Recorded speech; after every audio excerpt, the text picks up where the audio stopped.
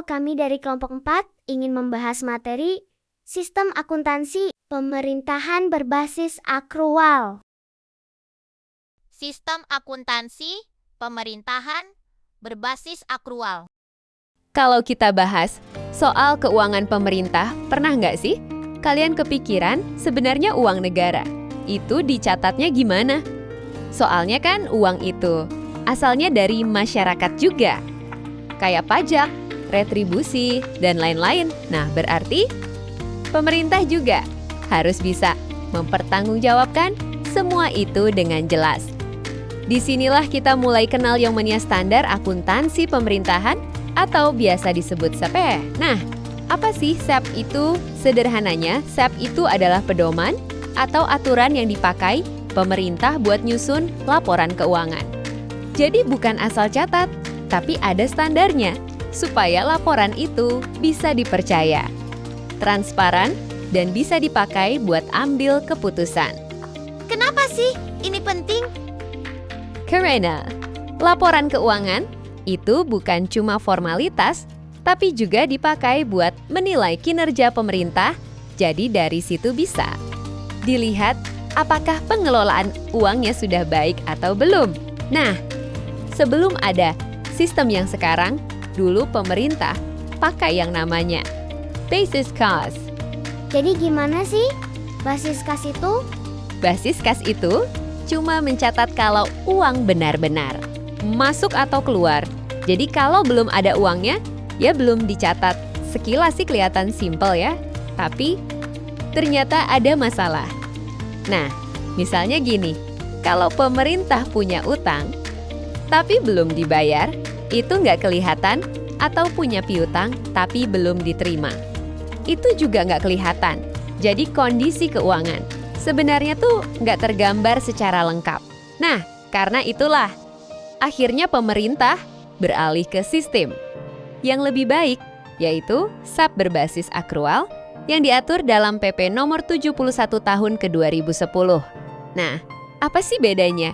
Kalau akrual, pencatatan dilakukan saat hak dan kewajiban itu terjadi, bukan nunggu uang ya. Misalnya nih, kalau pemerintah sudah punya hak menerima uang, walaupun uangnya belum masuk, itu tetap dicatat sebagai pendapatan. Sebaliknya, kalau sudah punya kewajiban bayar, walaupun belum dibayar, itu tetap dicatat sebagai beban.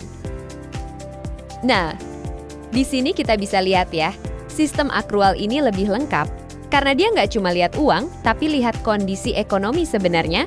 Makanya, laporan keuangan jadi lebih akurat, lebih transparan, dan lebih bisa dipercaya. Jadi laporan itu harus relevan, artinya berguna buat pengambilan keputusan. Andal, artinya bisa dipercaya dan bisa dibandingkan dengan periode lain. Nah, biar makin paham, kita bandingin lagi ya.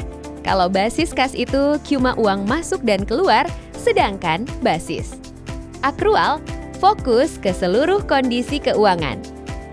Makanya, basis kas sederhana tapi terbatas. Basis akrual lebih lengkap dan akurat. Nah, sekarang kita masuk ke laporan keuangan yang dihasilkan dari SAP ini. Ternyata nggak cuma satu loh, ada beberapa. Yang pertama, laporan realisasi anggaran. Nah, ini gunanya buat lihat apakah anggaran yang direncanakan itu benar-benar dipakai sesuai rencana atau enggak. Dari sini juga bisa dilihat surplus atau defisit. Terus ada laporan perubahan saldo anggaran lebih. Ini buat lihat sisa anggaran dari awal sampai akhir periode. Jadi pemerintah bisa tahu masih ada dana atau enggak. Lalu ada neraca. Nah, ini penting banget karena nunjukin posisi keuangan. Di dalamnya ada aset, kewajiban, dan ekuitas. Misalnya, aset itu kayak gedung, tanah. Kas, kewajiban itu utang, ekuitas itu selisihnya. Terus ada laporan operasional. Ini nunjukin pendapatan dan beban selama satu periode. Jadi bisa dilihat kinerja ekonominya. Ada juga laporan arus kas. Nah, ini fokus ke uang masuk dan keluar. Dibagi jadi aktivitas operasi, investasi, dan pendanaan lalu ada. Laporan perubahan ekuitas ini nunjukin apakah kekayaan bersih pemerintah naik atau turun, dan terakhir ada. Catatan atas laporan keuangan ini penting banget karena isinya penjelasan detail supaya laporan lebih mudah dipahami. Nah, kita lihat contoh kasus di DKI Jakarta pernah ada masalah seperti aset yang nggak tercatat lengkap, data yang nggak sesuai, bahkan dokumen yang kurang. Nah, akibatnya apa? Pelaporan keuangan jadi nggak akurat dan akhirnya jadi temuan dari BPK. Terus, gimana solusinya? Dilakukan inventarisasi ulang aset, diperbaiki sistem informasinya, pengendalian. Internal diperkuat, dan sumber daya manusia juga dilatih. Dan hasilnya, laporan keuangan jadi membaik dan bisa dapat opini WTP. Nah, tapi dalam penerapan, sistem akrual ini juga ada tantangan. Misalnya, sumber daya manusia. Belum paham, sistem belum terintegrasi, pengelolaan aset masih sulit.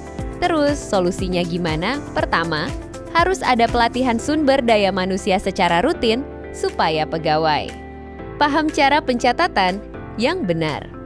Kedua, sistem informasi harus dikembangkan dan diintegrasikan supaya data antar instansi nyambung. Ketiga, pengendalian internal harus diperkuat supaya semua transaksi tercatat dengan benar. Dan yang enggak kalah penting, penataan aset harus dilakukan supaya semua aset tercatat dengan jelas. Nah, dari semua ini kita bisa lihat ya, sistem akuntansi berbasis akrual ini memang lebih unggul dibanding basis kas karena lebih lengkap, lebih akurat, dan lebih transparan.